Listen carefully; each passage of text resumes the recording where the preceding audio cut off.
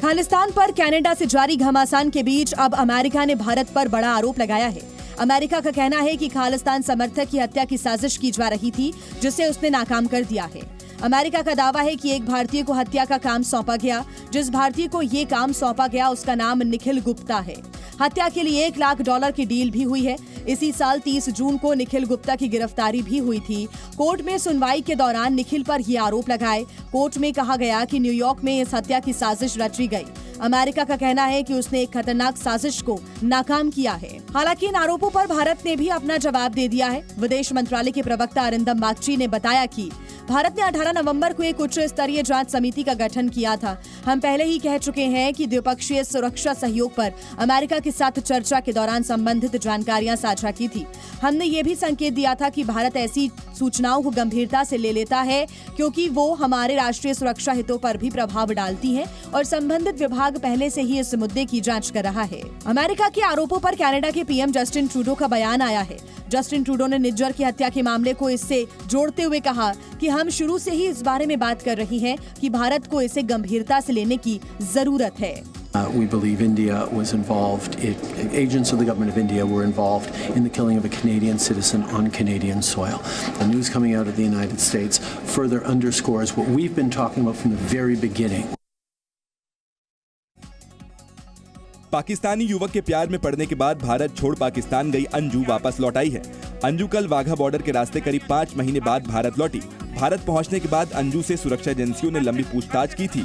उसके पास अपनी शादी से संबंधित कोई दस्तावेज नहीं था। पूछताछ में अंजू ने पाकिस्तानी रक्षा कर्मियों के साथ किसी भी तरह के संबंध से इनकार किया। अंजू ने बताया वो अपने बच्चों के लिए भारत लौट कर आई है। जांच और कस्टम क्लियरेंस के बाद वो अमृतसर हवाई अड्डे के लिए रवाना हो गई। जब अंजू दिल्ली एयरपोर्ट पहुंची तो मीडिया ने उन्हें घेर कर कई सवाल किए, लेकिन उसने किसी सवाल का जवाब नहीं दिया। अंजू ने इतना जरूर कहा कि वो पत्रकारों से बात करेगी, मगर अभी नहीं। ऐसा नहीं है कि अंजू ने मीडिया से बिल्कुल बात नहीं की। जब वो वाघा बॉर्डर पहुंची तो उसने कहा कि मैं खुश हूँ। क्या दिक्कत की हुई थी ये बता दीजिए, इतना तो बता दीजिए प्लीज। कोई दिक्कत नहीं, मैं हैप्पी हूँ। नहीं, आपको वापस क्यों भेजा गया ये तो बता दीजिए। हाँ जी, मुझे कोई कमेंट नहीं। हाँ जी, वापस क्यों आए थे? लेकिन भारतीय मीडिया से हिचकिचाती अंजू पाकिस्तानी मीडिया से खुलकर बात करती नजर आई और पाकिस्तान यात्रा को यादगार बताया। कहाँ जाना, परेशान किया जा रहा था पाकिस्तान में आपको? वहाँ से आप आए हैं, इसके पीछे कोई वजह है कि आपको परेशान किया? क्या किसी तरह का दबाव था? क्या किसी तरह का दबाव था? कोई बात नहीं। पाकिस्तान वापस जाएंगे अंजू, पाकिस्तान वापस जाएंगे अंजू। वहीं अपनी बेटी को अमृत मान चुके उसके पिता ग्वालियर में मीडिया से बचते नजर आए। बंद करो, बंद है, बिल्कुल बंद करो। नहीं बोले नहीं, हम कुछ नहीं बोलना चाह रहे, हमारा कोई रोल नहीं है, बंद करिए। राजस्थान के अलवर की रहने वाली अंजू अपने फेसबुक फ्रेंड नसरुल्ला से मिलने इसी साल जुलाई में पाकिस्तान के खैबर पख्तूनख्वा गई थी, जहां उसने इस्लाम धर्म अपनाकर अपना नाम फातिमा कर लिया था और नसरुल्ला से शादी कर ली थी। कतर में फंसे 8 भारतीयों की जिंदगी का आज सबसे अहम दिन होगा। इन 8 भारतीयों की मौत की सजा के खिलाफ जो पुनर्विचार याचिका दाखिल हुई थी, उस पर आज सुनवाई होगी। ये अपील भारत सरकार की ओर से दायर की गई थी, जिसे 23 नवंबर को कतर की अदालत ने स्वीकार कर लिया था। अब आज उसी मामले पर सुनवाई होनी है। जिन भारतीयों को फांसी की सजा सुनाई गई है, उन पर कतर में कथित जासूसी के आरोप हैं। आरोप है कि ये भारतीय एक प्राइवेट कंपनी में काम करते हुए जासूसी कर रहे थे।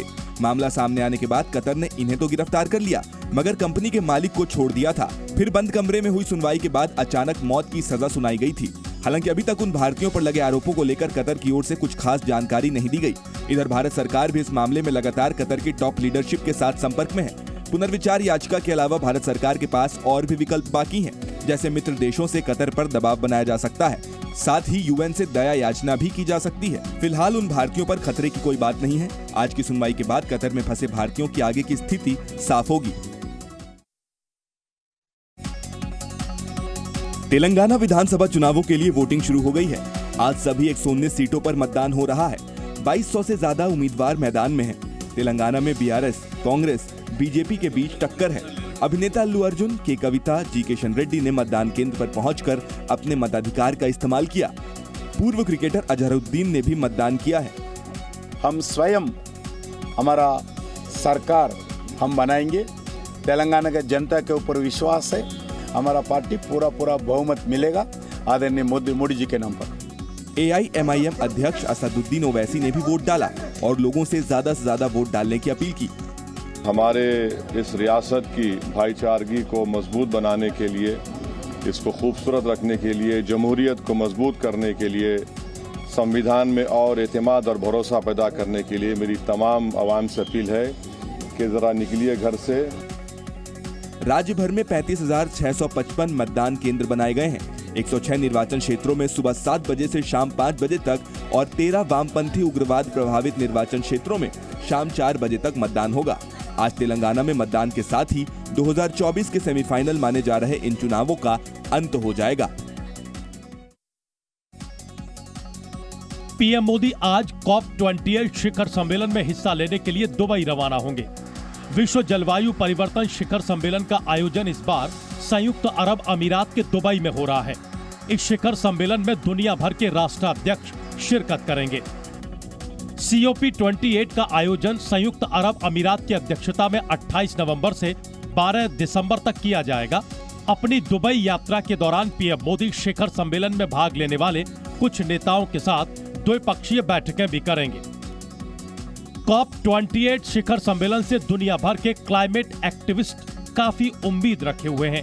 यूएन के मुताबिक अंटार्कटिका और ग्रीनलैंड 1990 के दशक की तुलना में 3 गुना ज्यादा तेजी से पिघल रहे हैं, जो एक चिंताजनक बात है। यूनाइटेड नेशंस के सेक्रेटरी जनरल ने कहा है कि अभी वर्ल्ड लीडर्स को इस पर गंभीरता से सोचना चाहिए, जिससे अंटार्कटिका और धरती को बचाया जा सके। जम्मू और कश्मीर में मौसम बदल रहा है। राज्य में कड़ाके की ठंड पड़ने लगी है। पूरी कश्मीर घाटी में खून जमाने वाली ठंड पड़ रही है। मुगल रोड से ताजा बर्फबारी की तस्वीरें सामने आई हैं। राजौरी और पुंछ जिलों को जोड़ने वाली मुगल को भारी बर्फबारी के कारण बंद कर दिया गया और बर्फ हटाने का काम किया जा रहा है। यहाँ की तस्वीरों को देखकर आप ऐसा महसूस करेंगे कि गुलमर्ग सफेद चादर ओढ़े सर्दियों के लिए बाहें पसारे तैयार है। शायद यही वजह है कि पर्यटकों के लिए गुलमर्ग का ये मौसम खास होता है। यहाँ लोग सुंदर बर्फबारी देखने आते हैं और स्नो गेम्स का मजा लेते हैं। बर्फबारी के बाद घाटी की सुंदरता देखते ही बन रही है। बर्फ की चादर से ढकी सड़कों को देखकर मन खुश हो जा रहा है। गुलमर्ग में बर्फबारी के साथ मैदानी इलाकों में बारिश भी जारी है। तापमान में काफी गिरावट आई है। इसके साथ ही कश्मीर घाटी में सर्दियां शुरू हो गई हैं। मौसम का मिजाज बदला तो लोगों ने घूमने के लिए गुलमर्ग का रुख करना शुरू कर दिया है। पर्यटक गुलमर्ग की बर्फ का आनंद लेकर काफी खुश नजर आ रहे हैं।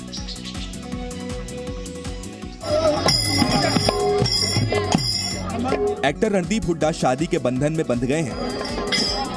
उन्होंने गर्लफ्रेंड लिन लेशराम के साथ इम्फाल में शादी की। रणदीप हुड्डा मणिपुरी दूल्हा बने। उन्होंने सफेद धोती कुर्ते के साथ एक खास किस्म की पगड़ी पहनी। इसके बाद लिन लेशराम और रणदीप ने एक दूसरे को जयमाला पहनाई। शादी में परिवार के अलावा करीबी दोस्त और रिश्तेदार शामिल हुए। रणदीप हुड्डा और लिन लेशराम पिछले काफी समय से रिलेशनशिप में थे। रणदीप हुड्डा ने शादी में जो खास पगड़ी पहनी थी उसे मणिपुरी भाषा में कोकिएट कहा जाता है। इसे सफेद रंग के कपड़े से बनाया जाता है, जिस पर गोल्डन कलर की चौड़ी गोटा पट्टी लगाई जाती है। मणिपुर शादियों में इस पगड़ी का खास महत्व है। वहीं दुल्हनिया लिन लेशराम ने पोटलोई पोशाक पहनी थी। ये एक सिलेंडर के आकार की स्कर्ट होती है, जिसे बांस और मोटे कपड़े से बनाया जाता है।